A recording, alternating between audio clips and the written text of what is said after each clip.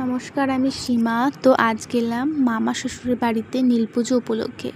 আর দেখো আমি চলেও এসেছি, আর খুব গরম, তাই আমি একটু ঘেমেও গেছি। গিয়ে দেখি যে শ্বশুরমশাই পুজো করতে বসে পড়েছে, আর আমার বড় ঠাকুমা শাশুড়ি সেখানে দেখো পাট ঠাকুরে জল দিচ্ছে। আর দেখো পাশে একটা ফুলের গাছ, কি সুন্দর ফুলগুলো, আমি একটা ডাল ভেঙে নিয়েছি বাড়িতে লাগাবো বলে। আর দেখো আমার কুট্টি ননদকে আমি বললাম যে একটু হেসে দেখাও, তো সে কি সুন্দর একটা হাসি দিল, সত্যি খুব সুন্দর। আর এই সন্ধেবেলা দেখো সবাই এসে প্রদীপ মোমবাতি জ্বালিয়ে দিয়ে গেছে। তারপরে পাট ঠাকুরকে স্নান করানো হচ্ছে, কারণ ঘরে তোলা হবে। তো চলো, টাটা। নমস্কার, আমি সীমা। তো আজ গেলাম মামা শ্বশুরের বাড়িতে নীলপুজো উপলক্ষে। আর দেখো আমি চলেও এসেছি, আর খুব গরম, তাই আমি একটু ঘেমেও গেছি।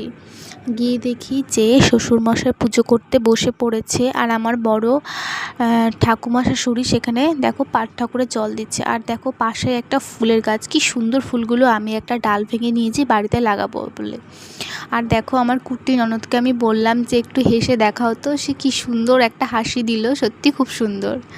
আর এই সন্ধেবেলা দেখো সবাই এসে প্রদীপ মোমবাতি জ্বালিয়ে দিয়ে গেছে। তারপরে পাট ঠাকুরকে স্নান করানো হচ্ছে, কারণ ঘরে তোলা হবে। তো চলো, টাটা।